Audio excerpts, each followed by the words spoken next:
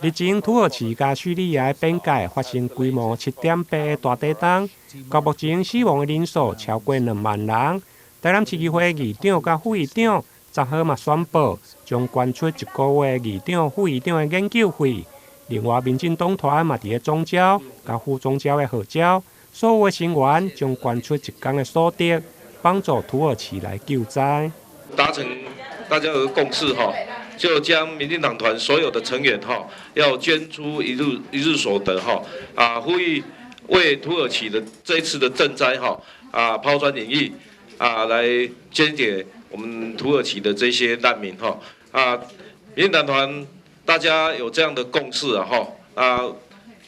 希望我们呼吁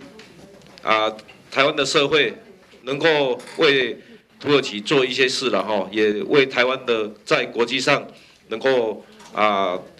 做一些事台南市议会我们所有的同仁，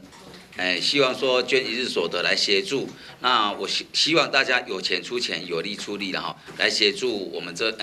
邻近的国家或者国际上有受难的一些国家。那我想这也是我们民进党团的必须要做的了那希望大家能够共襄盛举来协助。来抛砖引玉来募集一些金钱也好，还有物资也好，能够来协助土耳其跟叙利亚。过去不管是921大地震，或者是0206，在台南更是深刻的体验到，当台湾有难的时候，其实国际都对我们伸出了援手。那我相信积沙可以成塔，也非常感谢所有我们民进党的成员，我们愿意来捐助我们一日所得，呼应这个社会各方资源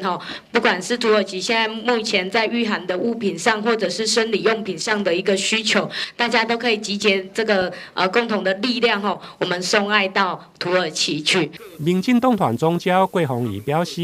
一方有难，八方支援。尤其过去台湾921大地震，土耳其的国家嘛来台湾救助。目前台湾的救援队嘛伫个土耳其进行搜救。现场民进党团嘛公布中央的2个捐款专户，户名是卫生福利部的赈灾专户。欢迎民众有钱出钱，共同帮助土耳其来渡过难关。台南新闻林根采访报道。